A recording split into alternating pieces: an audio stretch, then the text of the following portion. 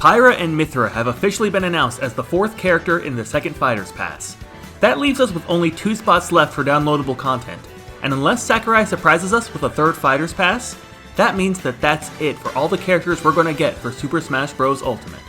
It's been an amazing run so far, with some of the best characters on the roster arriving as DLC, and in the middle of it all have been a number of patterns and predictions used to speculate who we should and shouldn't expect to see as future downloadable characters. These speculations are known as fan rules. So, just how accurate are these fan rules? Well, a fan rule has just about as much credibility as a leak you'd find on a sketchy internet forum. It might be true, but most of the time, they just end up getting debunked at one point or another. So if they really lack that much credibility, then we should just automatically ignore them, since they'll probably just end up being disproven down the road anyway, right? Well, as much as it might shock you to hear this, I think that dismissing fan rules might not always be the best idea. Sometimes they end up having credibility, and dismissing patterns or thought processes that people use to come up with these fan rules isn't always the right thing to do. Okay, before I go any further, I just want to say that I'm going to be calling these fan rules what they should be called: fan speculation. Yes, there are some people who will tell you that your predictions are just flat out wrong because of some arbitrary spirit rule they came up with, but you know as well as I do that every rule is only a rule until it's broken. Literally anybody could be added, from Crash to Sora to Geno to freaking Math Blaster. Sakurai and Nintendo don't say, we want to add this character, but there's this rule that says we can't, so I guess we just need to pick someone else. But as I'm sure you can already guess, they don't just pick names out of a hat and turn those characters into DLC either. My goal is to analyze the business side of things so you can get an idea as to why they choose specific characters and why others get left behind. Let's start off with a rule that's already been debunked, and that's spirits. When the spirit rule first came about, we'd already seen 5 characters released who had no spirit representation in Smash Ultimate. This led people to believe that Sakurai and the Nintendo team were specifically working on characters who had no spirits in the game and would add their spirits once the character was released. This is just an example of a pattern with no real basis behind it, and for the most part, people just took it with a grain of salt until Min Min showed up and disproved the theory once and for all. There are other speculations though, which might hold some weight that we should take into consideration, such as Mii costumes and assist trophies. Again, I want to iterate that every rule is a rule until it's broken, and Nintendo could legitimately add Mario to the roster a second time if they felt like it. I mean, it does sound like something they do, but back to the point. Why would Mii costumes and assist trophies deconfirm characters more than spirits? Well, we could get the obvious point out of the way first, which is the fact that spirits don't show up in battle, whereas Mii fighters and assist trophies do. Mii costumes and assist trophies are weighted differently though, so let me talk about them individually really quick. With an assist trophy, they really only show up for a few seconds and then disappear, and that's if you have items turned on, so it's not like they're actual fighters. Plus, it's not like they can't be turned off when the actual fighter is one of the characters selected. We can see this with Knuckles in the Green Hill stage. Because he shows up in the background of the stage, he can't be summoned with an assist trophy. What then is preventing characters like Shadow from becoming DLC? Well, there are 2 possible explanations. One is that negotiations for all of the DLC happened before the game's release, and the Smash team decided to add characters we wouldn't be getting as DLC as an assist trophy so that they'd be getting at least some representation. Another possible explanation is that Nintendo might feel like they're ripping people off by asking them to pay for a character who's already technically in the game. Again though, this is Nintendo we're talking about, so I'm not sure how true that second point is. With all that said, is there anything else that could prevent an assist trophy from being upgraded to a playable character? Not that I can think of, but keep in mind that there are literally hundreds of characters who could be just as likely, and they don't have any assist trophies who might deconfirm them. What about Mii costumes? This actually works against future DLC more than the assist trophy theory. These are actual fighters who legitimately fight in battle. But wait, you might be saying, there are Mii costumes for characters we already have, like Captain Falcon, Isabelle, and Inkling. Those don't end up deconfirming their respective characters. True, but there is a massive difference between DLC and base game. Since these are characters that we're paying for, we would expect them to be special, something that you can't just buy with tokens. Sorry if you were hoping for Dixie Kong or KK Slider, by the way. What about DLC Mii costumes? Do those deconfirm characters? Actually, I would say that they absolutely deconfirm future DLC characters. Let's say that you spent money on the Tails Mii costume because you thought that he wouldn't end up getting into the game. Then the very next day, he turned out to be the next character in the Fighter's Pass.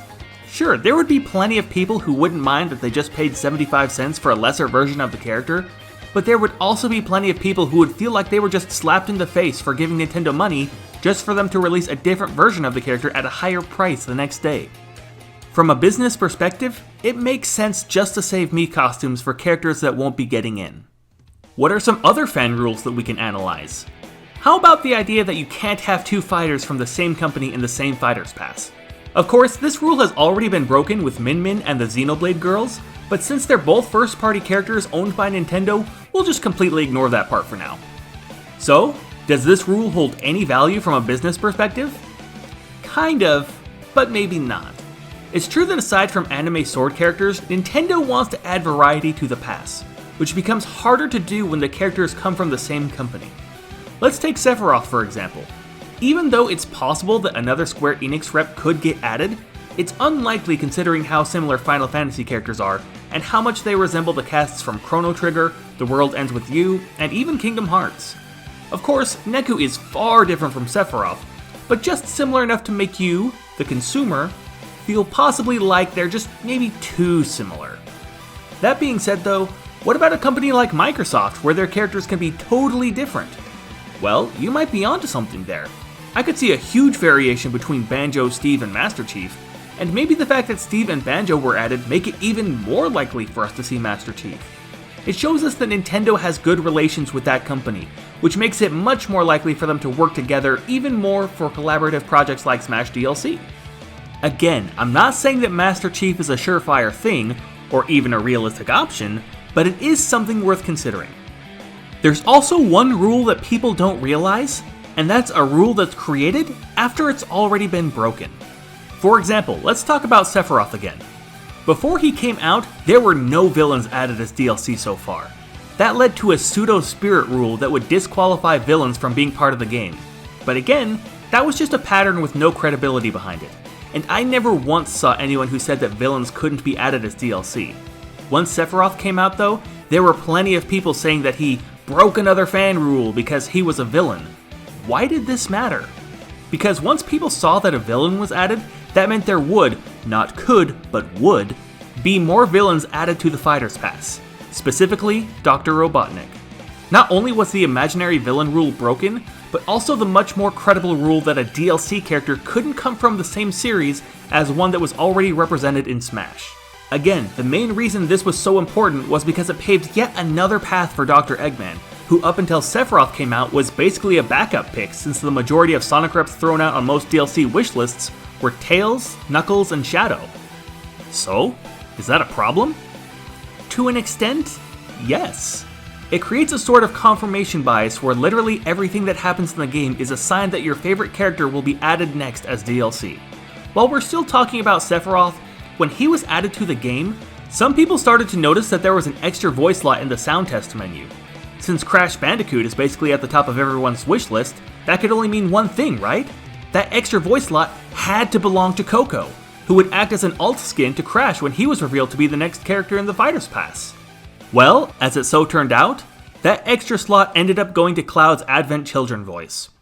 So what's the problem? There's nothing wrong with wanting Robotnik or Crash and Coco.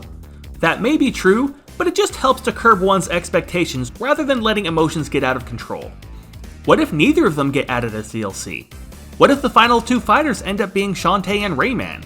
Smash speculation is supposed to be fun, but if you put your whole heart and soul into one character getting in, just to find out that Pyra and Mythra were chosen instead, it defeats the purpose of speculation altogether. Trust me, as someone who wants Sora and Waluigi, I can tell you firsthand that it's probably not best to get your hopes up too much. That all being said though, sometimes fan rules can be right. Doomslayer might not get added because of all the blood and gore associated with his core series games. Shantae might not get added because she's from an indie game. Ryu Hayabusa might not get in because there's already someone on the roster named Ryu. But hang on, what about Roy and Roy? Oh, you mean Roy and Bowser Jr.? No, I mean Roy and Roy! Oh, so Roy and Bowser Jr.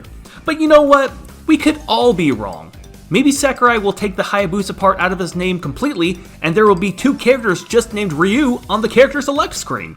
Maybe Doomslayer will be toned down enough for Smash to keep its E10 rating. Maybe Shantae will be the first indie rep that wasn't eventually bought out by a larger company. Maybe the last two characters will really be Eggman and Crash, who also happens to have a Coco skin. Or maybe they'll just add another slot for Mario, with the exact same moves as the ones that he already has. Wait, so if all that could happen, then what was the point of this whole video? The point is that you should always keep two things in mind.